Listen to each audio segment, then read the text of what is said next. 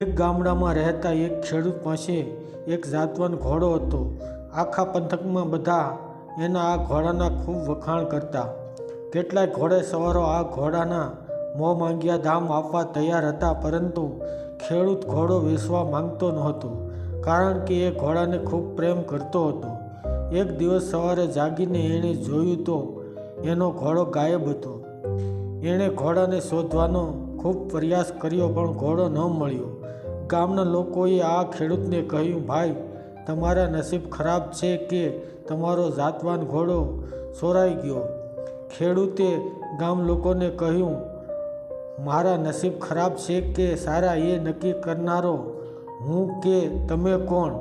કુદરતના આયોજનને સમજી શકવા માટે આપણે કોઈ સમક્ષ નથી. ગામ લોકો તો અંદરો અંદર વાતો કરતા જતા રહ્યા કે આ ડોહાનું સટકી ગયું છે, એનો ઘોડો જતો રહ્યો, એના આઘાતમાં આવી વાતો કરે છે. થોડા દિવસ પછી ઘોડો પાછો આવ્યો અને એની સાથે બીજા 10 જંગલી ઘોડાને લાવ્યો.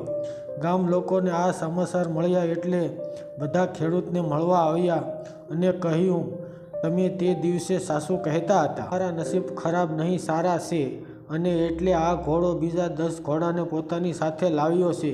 ખેડૂતે કહ્યું, તમે મારી વાતને સમજી શક્યા નથી.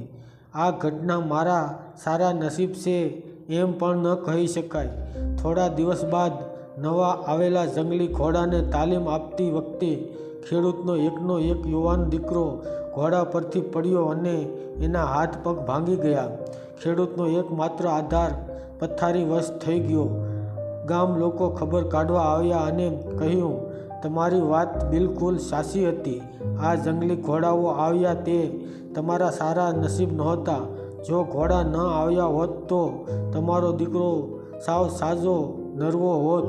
તમારા નસીબ ખરાબ છે કે દીકરો ખાટલે પડ્યો. ખેડૂતે દુઃખી થતાં કહ્યું, ભાઈઓ, દીકરાના હાથ પગ ભાંગ્યા તો એ મારા ખરાબ નસીબ છે એમ પણ ન કહેવાય, કારણ કે કુદરતના કાર્યનો તાક કાઢવો મુશ્કેલ છે.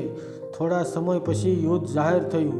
રાજાના માણસો ગામમાં આવીને બધા જ યુવાનોને યુદ્ધમાં લડાઈ કરવા માટે ફરજિયાત લઈ ગયા, પણ આ ખેડૂતના દીકરાને છોડી દીધો, કારણ કે એ તો લડી શકે તેમ હતો જ નહીં. ગામ લોકો ફરી આ ખેડૂતને ઘરે ગયા અને કહ્યું, તમારા નસીબ સારા છે કે તમારા દીકરાના હાથ પગ ભાંગ્યા.